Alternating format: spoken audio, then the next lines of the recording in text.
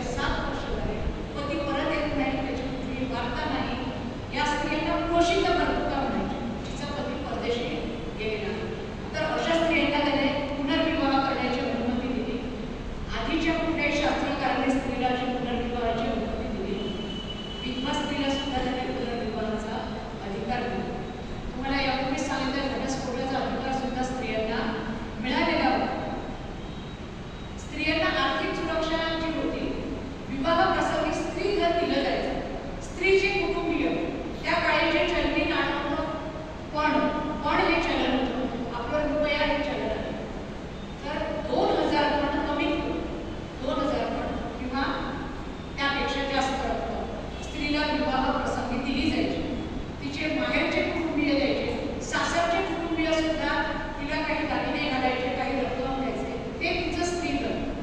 त्यावर तिची पूर्ण सत्ता. तिच्या परवानगीशिवाय ते कुणालाही खर्च करता येत नसे. तिच्या परवानगीशिवाय तिच्या नवऱ्याने जर ते स्त्रीधन वापरलं तर त्याच्यावर चोरीचा गुन्हा सिद्ध होत असेल. तर हे स्त्रीधन स्वाधीन असेल, त्यामुळे आपत्काळी स्वतःसाठी स्त्रीला या स्त्रीधनाचा वापर करता येत असेल. त्यानंतर पतीने जर घटस्फोट दिला तर तिला नुकसान भरपाईची एक रक्कम त्याला द्यावी लागेल. ती रक्कम मोठी असेल, ज्यावर तिचं आयुष्यभर चरितार्थ चालला पाहिजे. त्याला म्हणायचे आधिवेदनी.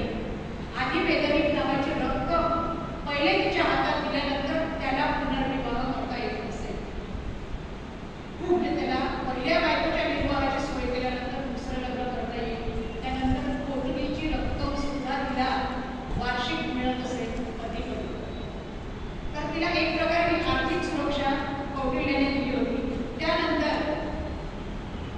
ज्या स्त्रिया पंगू आहेत, विधवा आहेत, आपल्याला माहिती आहे आतापर्यंत आपण पडदा प्रथा पाहिली आहे आणि घरंदाज स्त्रिया घराच्या बाहेर जात नव्हत्या त्या काळात. अशा सुद्धा काही स्त्रिया होत्या ज्यांचे पती परदेशी गेले, पुरुषित भरपूर त्या घराबाहेर पडत नसतात.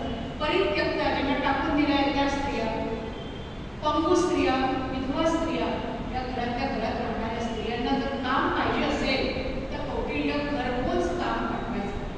तर हे काम कोणतं असायचं?